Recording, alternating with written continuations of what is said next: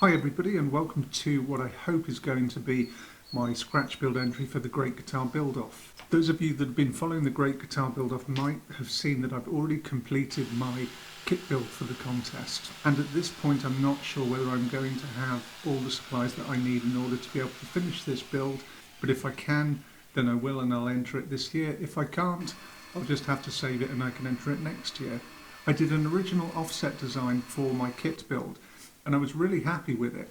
So what I'm going to do is to do a non-offset version of that guitar for this build. I'm also going to make this one a semi-hollow or a chambered guitar with a sound hole.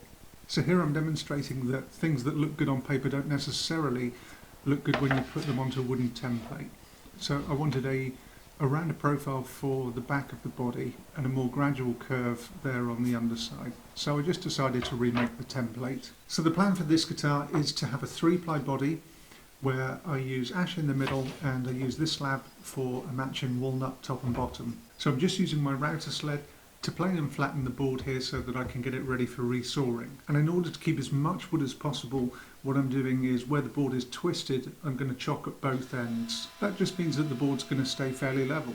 So when I start routing, I'm not going to carve this into the shape of a wedge, because if I did that, when I flip the board over, I'll have a load of material I need to carve off from the opposite side. So once I was happy both sides of it were flat, I straightened up the edges and then just ran it end over end through the table saw to get it ready for resawing. Okay, so here's my exercise for the day. Resawing walnut. So the clever people among you might say that I could have just chopped this straight down the middle, then resawn it and had a couple of book match pieces. And the really clever people will tell me that I should just buy lumber in the right dimensions.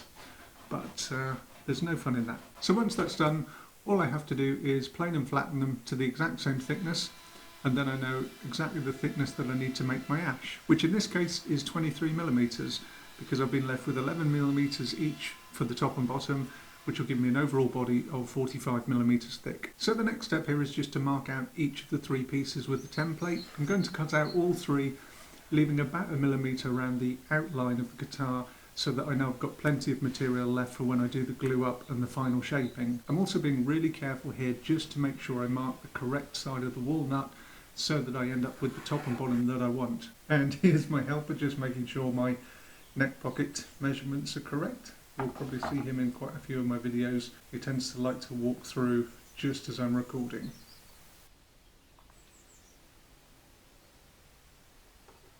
Here I'm marking out where the chambers are going to be in the central piece of ash. Now because this is going to be a 3-ply body, I can save myself a whole heap of time routing by just marking up and cutting out the chambers with a jigsaw at the same point that I cut the body outline. Now because the pickup and control cavities are going to be deeper than the top level of walnut, what I can also do to save myself a bit of time here is to rough cut all of those with the jigsaw at this point too.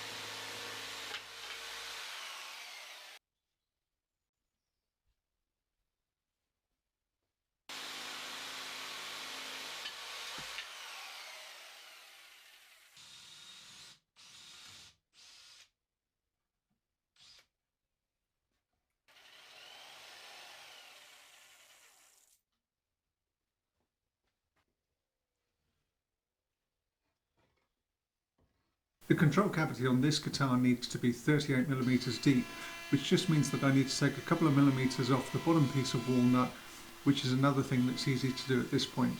And because I'm using Tele hardware for this build, it's easy just to use the Tele template that I've already got.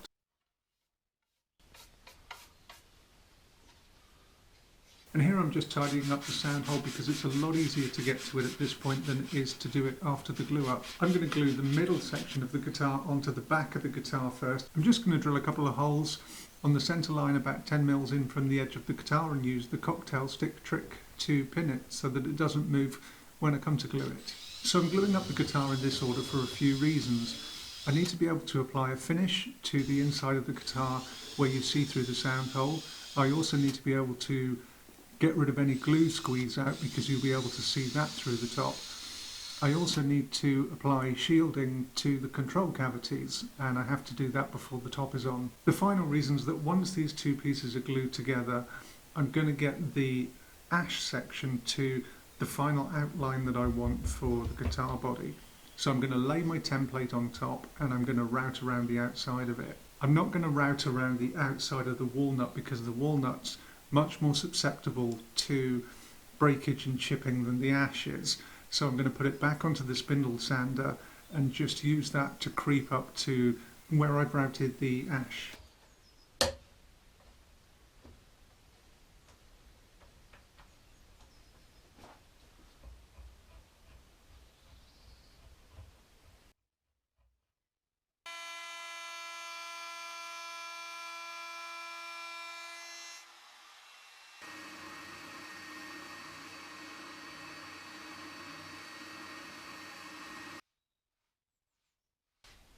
So with that done, I can move on to finishing and shielding the underside of the top and the inside of the body, and prep for gluing the top on by using the same pin technique that I used for the bottom of the guitar. Now I'm conscious here that I won't be able to get to the inside of the guitar again, so when I glue on the top I'm going to glue it upside down with the top facing down, so that if I have any squeeze out from the glue on the inside of the guitar, it's going to roll down and sit on the underside of the top, and that way I'm not going to be able to see it through the sound hole. The other advantage to gluing it up with the top side down is that any squeeze out of glue from the outside of the guitar is going to roll down onto the walnut, which I'm going to be taking off anyway. And once it's all dry, I can go back to the spindle sander and do the final sanding of the outside.